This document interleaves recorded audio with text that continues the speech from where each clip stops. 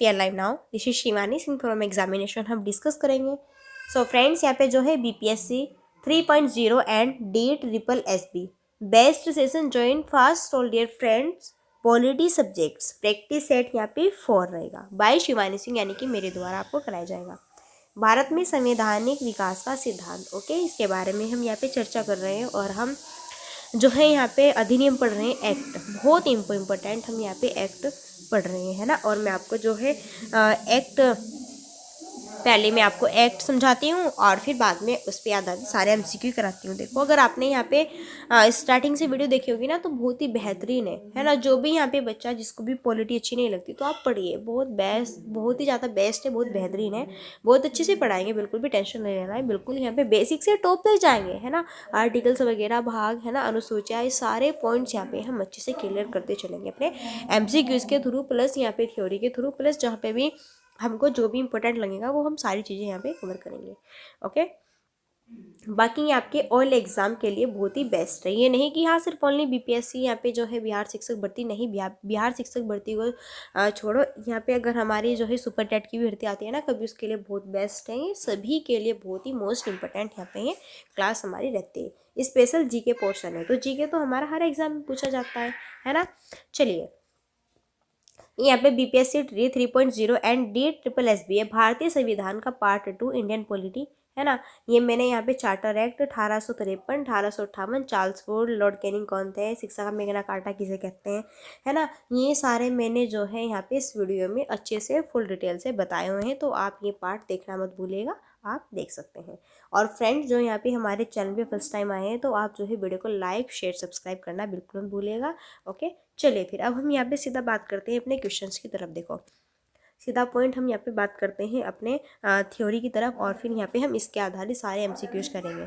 Okay, तो यहाँ आज हम पढ़ने वाले हैं 1919 का भारत परिषद अधिनियम। क्या पढ़ेंगे हम यहाँ पे? आज पढ़ेंगे 1919 का भारत परिषद अधिनियम। इसके अंतर्गत कौन कौन से यहाँ पे जो है नए नए चेंजिंग किए हुए हैं, है ना, नए बदलाव आए हैं, है ना। इसमें जो है क्या इंपॉर्टेंट रहता है, तो सारे इंपॉर्टेंट पॉइंट्स मैंने इनको इंक्लूड किया है। देखो, सबसे पहला पॉइंट है कि इस एक्ट को मॉन्टेग्यू चेम्सफोर्ड सुधार अधिनियम के नाम से भी जाना जाता है। तो ये बहुत इंपॉर्टेंट है। अगर पूछा जाए कि किस एक्ट को मॉन्टेग्यू चेम्सफोर्ड सुधार अधिनियम के नाम से भी जाना जाता है, तो वो है 1919 का भारत परिषद अधिनियम। वैसे हम सब जानते हैं ये हमारा इंडिया है, यहाँ पे सभी बंदों के दो दो नाम होते हैं। इसी तरह से भाई जो ये हमारे अधिनियम है ना, इनके भी दो दो नाम यहाँ पे रखे हुए हैं। ओके, तो 1919 का भारत परिषद अधिनियम, इसको ये मॉन्टेग्यू चेम्सफोर्ड सुधार अधिनियम के नाम से भी जानते हैं। नेक्स्ट पॉइंट है, इस एक्ट के तहत सांप्रदायिक चुनाव प्रणाली का विस्तार हिंदू, सिख व ईसाई में किया गया। अच्छा, इस एक्ट के तहत सांप्रदायिक चुनाव प्रणाली का विस्तार हिंदू, सिख, ईसाई में किया गया। अगर पूछे कि सांप्रदायिक चुनाव जो है कौन से एक्ट में किए गए, 1919 का भारत परिषद अधिनियम जो है, इसमें यहाँ पे सांप्रदायिक चुनाव, यानी कि यहाँ पे हिंदू भी होंगे, हिंदू में सभी जो यहाँ पे कास्ट आती है ना वो, है ना, सिख और ईसाई, यानी कि सभी, ठीक है, इनको भी इंक्लूड इसमें किया गया है। इस एक्ट के तहत पहली बार द्विसदनीय विधानमंडल की स्थापना भी की गई। तो इस एक्ट के तहत पहली बार द्विसदनीय विधानमंडल की स्थापना की। अगर पूछेगी द्विसदनीय विधानमंडल की स्थापना किस एक्ट के तहत की गई, तो यहाँ पे 1919 एक्ट के तहत, है ना, पहली बार द्विसदनीय विधानमंडल की स्थापना की गई। द्विसदनीय या विधानमंडल परिषद, है ना, इसमें जो है द्विसदनीय, इसे क्लियर हुआ, यानी कि द्विसदनीय यानी कि दो सदन। क्या है भाई? दो सदन। एक तो केंद्रीय विधान परिषद, एक ही सदस्य निर्वाचित। Okay, 1 minute. एक तो केंद्रीय विधान परिषद, एक ही राज्य परिषद। देखो, एक तो केंद्र का पोर्शन होता है, एक राज्य का पोर्शन होता है ना, सब जानते हैं। देखो, जो द्विसदनीय या फिर विधानमंडल परिषद है, ओके, इसके 2 पार्ट्स है। एक तो केंद्रीय विधान परिषद, इसमें टोटल 145 सदस्य है। एक यहाँ पे राज्य विधान परिषद है ना, इसमें तो टोटल कितने हैं? केंद्रीय विधान परिषद में 145 सदस्य। इसमें 104 सदस्य तो निर्वाचित सदस्य है और 41 सदस्य मनोनीत सदस्य है। इंपॉर्टेंट है, याद रखना है ना। क्वेश्चन ऐसे पूछा जाता है कि केंद्रीय विधान परिषद में टोटल कितने सदस्य? 145।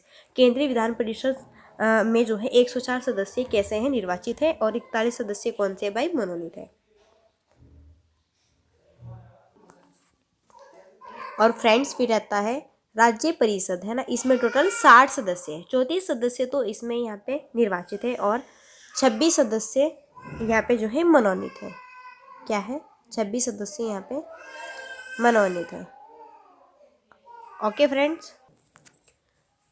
फ्रेंड्स, मैंने बता रहे हैं यहाँ पे देखो द्विसदनीय यानी कि हमें नाम से ही कन्फर्म है, यानी कि 2 सदन। एक तो यहाँ पे केंद्रीय विधान वाली और एक हमारे यहाँ पे राज्य परिषद यानी कि राज्य विधान परिषद। ओके, उसमें टोटल 145 सदस्य थे, इसमें यहाँ पे टोटल 60 सदस्य हैं। 34 सदस्य तो निर्वाचित होते हैं और 26 यहाँ पे जो है मनोनीत। ओके, तो फ्रेंड्स आइए फिर अब हम जो है यहाँ पे आगे बढ़ते हैं। नेक्स्ट बात चल रही है 1919 एक्ट की ही, ठीक है। इस एक्ट के तहत ही पहली बार यहाँ पे जो है प्रांतों में क्या होगा? यहाँ पे होगा प्रांतों। यहाँ पे जो है प्रांतों में द्वैध शासन व्यवस्था, दोहरी शासन प्रणाली लागू की गई। बिल्कुल, अगर पूछे आपसे कि पहली बार प्रांतों में द्वैध शासन व्यवस्था, दोहरी शासन प्रणाली यहाँ पे जो है किस एक्ट के तहत स्टार्ट की गई, तो 1919 एक्ट के तहत स्टार्ट की गई। ओके, इस एक्ट के तहत ही पहली बार महिलाओं को मतदान का अधिकार दिया गया एवं भारत में प्रत्यक्ष चुनाव प्रणाली लागू की गई। अगर पूछे कि महिलाओं को मतदान का अधिकार, है ना, सबसे पहले जो है कब दिया गया, किस एक्ट के माध्यम से, तो यहाँ पे जो है 1919 के माध्यम से जो है फर्स्ट टाइम दिया गया। ओके, बड़ा ही इंपॉर्टेंट रहता है, बहुत ही बेहतरीन है। देखो आप देख सकते हैं कि 1919 का जो यहाँ पे एक्ट है ना, सभी एक्ट में सबसे बेस्ट है, ये सबसे ज़्यादा इंपॉर्टेंट है। ओके, और भारत में जो है प्रत्यक्ष रूप से जो है यहाँ पे चुनाव प्रणाली भी लागू की गई, है ना। और इस एक्ट के तहत ही भारतीयों को बजट पर मतदान की अधिकार की प्राप्ति भी हुई। Okay, most important. ओके, चलिए मैं आपको यहाँ पे बताऊंगी। देखो जो बजट है इसके बारे में मैं आपको यहाँ पे 2 या 3 पॉइंट्स बताऊंगी। एक्चुअल में 1892 का जो एक्ट मैंने यहाँ पे पढ़ाया था आपको, उसमें बजट पर केवल बहस का अधिकार था। अब हम बजट के बारे में बात कर रहे हैं। जो हमारे यहाँ पे 1892 का एक्ट आता है ना, उसमें तो केवल बजट पर बहस का अधिकार था हमको, यानी कि 1892 के एक्ट के तहत बजट पर केवल बहस का अधिकार था हम भारतीयों को। फिर यहाँ पे 1909 एक्ट आता है, इसमें बजट पर पूरक प्रश्न पूछने का अधिकार था। अगर पूछे कि बजट पर पूरक प्रश्न पूछने का अधिकार किस एक्ट के माध्यम से दिया गया, तो 1909। अगर पूछे कि बजट पर केवल यहाँ पे जो है बहस का अधिकार, तो वो था 1892। फिर आता है 1919 का, बजट पर मतदान का अधिकार, बजट पर वोट डालने का, वोट मतदान। ओके, तो यहाँ पे किस तहत के अकॉर्डिंग, तो यहाँ पे जो है 1919 एक्ट के according. Most important, most important. फिर है 1935 का भारत शासन अधिनियम। क्या है? 1935 का भारत शासन अधिनियम आता है। एक्चुअल में भारतीय संविधान पर सर्वाधिक प्रभाव 1935 के भारत शासन अधिनियम का पड़ा। तो भारतीय संविधान पर सर्वाधिक प्रभाव 1935 के भारत शासन अधिनियम का पड़ा। इस एक्ट में कुल 14 भाग, 321 अनुच्छेद व यहाँ पे 8 अनुसूचियां थी और इस एक्ट के पूर्व स्थापित भारत परिषदों को समाप्त किया गया। तो इस एक्ट में कुल 14 भाग थे भाई, है ना। देखो टोटल भाग कितने? 22, लेकिन यहाँ पे पूरे 22 भाग कंप्लीट नहीं हुए, है ना। जो ये यहाँ पे आपका चल रहा है ना, अब यहाँ पे हमारा स्टार्ट हो चुका है 1935 वाला। तो 1935 में इस एक्ट में जो है यहाँ पे 14 भाग थे टोटल, है ना। और भाई 321 यहाँ पे टोटल अनुच्छेद थे और 8 जो है यहाँ पे अनुसूचियाँ थी। और इस एक्ट के पूर्व स्थापित भारत परिषदों को समाप्त किया गया। भारत परिषद की जगह 11 परिषद, 6 मशीनी क्षेत्र में कुछ रियासतें को मिलाकर अखिल भारतीय संघ की स्थापना की गई। अगर पूछे कि अखिल भारतीय संघ की स्थापना किस एक्ट के तहत की गई, तो यहाँ पे 1935 एक्ट के तहत की गई, है ना। इसमें भारत परिषद की जगह 11% थे और 6 मशीनरी थी और कुछ क्षेत्र में रियासतें, है ना। इनको मिला के टोटल अखिल भारतीय संघ यहाँ पे एक स्टार्ट होता है। इसमें 11% होते हैं, 6 मशीनरी होती है ना। 11% होते हैं, 6 मशीनरी होते हैं और कुछ रियासत होती है। तो कुल मिलाकर यहाँ पे एक अखिल भारतीय संघ की स्थापना होती है।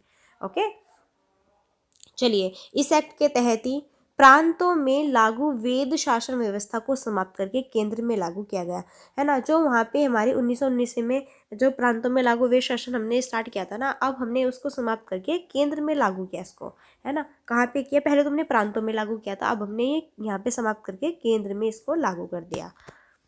जो ये द्विवेद शासन प्रणाली है ना, ये जो है 1935 की बात करें, द्विवेद शासन प्रणाली 1935, देखो 1919 में तो प्रांतों में लागू किया गया था और 1935 में इसको प्रांतों से समाप्त करके केंद्र में इसको लागू किया गया। देखो, द्विवेद शासन प्रणाली, है ना, द्विवेद शासन प्रणाली की बात 1935 में हुई ना, तो 1919 में जो है प्रांतों में इसको लागू किया गया और 1935 में प्रांतों से समाप्त करके इसको 1935 में केंद्र में लागू किया गया। मोस्ट इंपोर्टेंट, ओके, बहुत ही। अगर पूछे कि द्विवेद शासन प्रणाली प्रांतों में लागू किया गया किस एक्ट के तहत, 1919 के तहत। अगर पूछे कि प्रांतों से समाप्त किया गया द्विवेद शासन प्रणाली को, तो 1935 के तहत। अगर पूछे कि द्विवेद शासन प्रणाली को प्रांतों से समाप्त करके, है ना, केंद्र में लागू किया गया 1935 के ही according. Okay, very very very very important, very very important. एक नोट यहाँ पे डाल के लिख लेना कि इस एक्ट के तहत ही वर्मा यानी कि म्यांमार को भारत से अलग कर दिया गया। 1900 जो यहाँ पे हमारा 35वीं एक्ट है, इसके तहत ही म्यांमार को भारत से अलग कर दिया गया। तो म्यांमार को भारत से अलग कर दिया गया भाई किस एक्ट के तहत, 1935 एक्ट के तहत। आई होप आपके अच्छे से क्लियर हो गया होगा। इस एक्ट के तहत ही FRBI federal reserve bank of India तथा दिल्ली में एक परीक्षण सर्वोच्च न्यायालय का गठन भी किया गया। इस एक्ट के तहत ही केंद्र व प्रांत के बीच में शक्तियों का विभाजन करने हेतु 3 सूचियां भी बनाई गई। तो भाई केंद्र व प्रांत के बीच में, है ना, शक्तियों का विभाजन करने के लिए 3 सूचियां बनाई गई किस एक्ट के तहत, 1935 एक्ट के तहत, है ना। इस तरीके से आपको याद रखना है। अब मैं 3 सूची, एक तो संघ सूची पढ़ी होगी सबने, राज्य सूची सबने पढ़ा होगा, समवर्ती सूची। भाई समवर्ती सूची के अंतर्गत हम क्या क्या रखेंगे, राज्य सूची के अंतर्गत हम क्या क्या रखेंगे, संघ सूची के अंतर्गत हम क्या रखते हैं। संघ सूची का मतलब होता है जिसमें राज्य सूची और समवर्ती सूची ये दोनों आ जाती है, यानी केंद्र सूची जिसको हम कहते हैं। ओके, चलिए अब हम क्वेश्चन ले लेते हैं। परिसंघ सर्वोच्च न्यायालय की स्टार्टिंग कब होती है? 2 दिसंबर 1955 को होती है, 4 फरवरी 1958 को होती है, 1 अक्टूबर 1937 में होती है, फिर 1 नवंबर 1900, यहाँ पे क्या था, हाँ शायद 1919, सॉरी। तो यहाँ पे परिसंघ सर्वोच्च न्यायालय की जो यहाँ पे स्थापना होती है 1 नवंबर 1919 में होती है, ठीक है। तो यहाँ पे हमारा डी करेक्ट होगा। नेक्स्ट फिर ये है आपका, परिसंघ सर्वोच्च न्यायालय में कुल कितने जज थे? एक मिनट में थोड़ा यहाँ पे कन्फ्यूजन हूँ, देख लेती हूँ, रुको एक मिनट।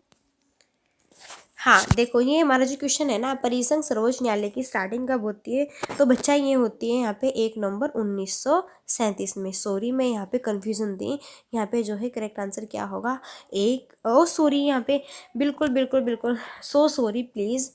यहाँ पे इसका जो करेक्ट आंसर होगा ना वो होगा 1 अक्टूबर 1937। सो सॉरी यहाँ पे फ्रेंड्स, है ना, दिल से माफ़ी मांगती हूँ। देखो परिसंघ सर्वोच्च न्यायालय, ठीक है, इसकी स्टार्टिंग जो है की गई थी यहाँ पे 1 अक्टूबर 1937 में। थोड़ा कन्फ्यूजन, देखो अब इतना पढ़ाते हैं, है ना, पूरे दिन, है ना, और कभी कुछ करना कभी कुछ करना, थोड़ा ये माइंड से निकल गया, अब कोई बात नहीं, ठीक है, प्लीज़ इसके लिए सॉरी। तो यहाँ पे इसका जो करेक्ट आंसर होगा ना, परिसंघ सर्वोच्च न्यायालय, इसकी स्टार्टिंग कब की गई थी भाई, 1 अक्टूबर 1937 में। अब देखो यहाँ पे फिर ये परिसंघ ही है ना, परिसंघ। परिसंघ सर्वोच्च न्यायालय में कुल कितने जज थे? 6 थे, 8 थे, 7 थे, फिर 9 थे। तो जो परिसंघ सर्वोच्च न्यायालय है इसमें कुल 7 जज थे। देखो पहले तो, अब आप तो किसको जानते हैं, सिर्फ ओनली सर्वोच्च न्यायालय, यानी कि आप हाई कोर्ट को जानते हैं। अब ये इससे पहले एक परिसंघ सर्वोच्च न्यायालय आया, फिर निकल के यहाँ से जो है भारत का सर्वोच्च न्यायालय की स्टार्टिंग होती है। तो परिसंघ सर्वोच्च न्यायालय निकल के आया कब, 1 अक्टूबर 1937 में। कुल जज कितने थे इसमें, पहले 7 थे। अब इसमें इंपॉर्टेंट क्वेश्चन भी है कि परिसंघ सर्वोच्च न्यायालय के मुख्य न्यायाधीश कौन थे? तो सर मोरिस ग्वेयर, या फिर एडरसन, या फिर हेस्टिंग्स, या फिर मैकाले। तो परिसंघ सर्वोच्च न्यायालय के मुख्य न्यायाधीश कौन थे भाई, सर मोरिस ग्वेयर। फिर यहाँ पे है कि परिसंघ सर्वोच्च न्यायालय, फिर यहाँ पे है कि परिसंघ सर्वोच्च न्यायालय आगे जाकर भारत का सर्वोच्च न्यायालय कब बना? ये क्या है, परिसंघीय, यहाँ पे परिसंघ सर्वोच्च न्यायालय आगे जाकर भारत का सर्वोच्च न्यायालय कब बना? 5 जनवरी 1950, 6 अक्टूबर 1990, 28 जनवरी 1950, 24 जनवरी 1876। तो यहाँ पे 28 जनवरी 1950, 28 जनवरी 1950 को ये जो यहाँ पे परिसंघ सर्वोच्च न्यायालय ये आगे जाके भारत का सर्वोच्च न्यायालय कब बना? तो ये 28 जनवरी 1950 को बना। ओके, सो यहाँ पे सी ऑप्शन बिल्कुल करेक्ट आंसर होगा। तो हमने आज परिसंघ सर्वोच्च न्यायालय पढ़ा। आपने सिर्फ ओनली यहाँ पे हाईकोर्ट की बात सुनी होगी सर्वोच्च न्यायालय की, है ना। इससे पहले एक परिसंघ सर्वोच्च न्यायालय निकल के आता है ना। यहीं से हमारी स्टार्टिंग होती है भारत का सर्वोच्च न्यायालय की, है ना। सबसे पहले परिसंघ सर्वोच्च न्यायालय 1 अक्टूबर 1937 में आता है। कुल इसमें 7 जज होते हैं। मुख्य न्यायाधीश सर मोरिस गुहेयर। भारत का सर्वोच्च न्यायालय यहाँ पे 28 जनवरी 1950। ओके फ्रेंड्स, तो ये थे यहाँ पे आपके लिए बहुत ही बेस्ट यहाँ पे ये वीडियो थी पॉलिटी की, बहुत ही बेस्ट तरीके से। देखो, हिस्ट्री भी मैंने यहाँ पे आपकी स्टार्ट की हुई है। तो हिस्ट्री में मैंने यहाँ पे प्राचीन भारत का इतिहास स्टार्ट किया हुआ है। इसमें मैं आपको यहाँ पे पढ़ा रही हूँ अभी जो है आपका जो पाषाण काल, नवपाषाण काल है ना, इस तरह से पूरा पाषाण काल यहाँ पे ये चल रहा है। बहुत इंपॉर्टेंट है, आप इसको भी देख सकते हैं। सो फ्रेंड्स, ये यहाँ पे आपको वीडियो अगर अच्छी लगे ना तो प्लीज़ वीडियो को लाइक और शेयर और सब्सक्राइब आप कर सकते हैं अगर आपके लिए बेस्ट है। तो चैनल को जल्द से जल्द एग्जामिनेशन हब को सब्सक्राइब कर लीजिएगा इसी तरह की बेहतरीन वीडियो यहाँ पे देखने के लिए। ओके, तो मिलते हैं फिर नेक्स्ट वीडियो में, तब तक के लिए so thanks for watching, keep study and bye bye.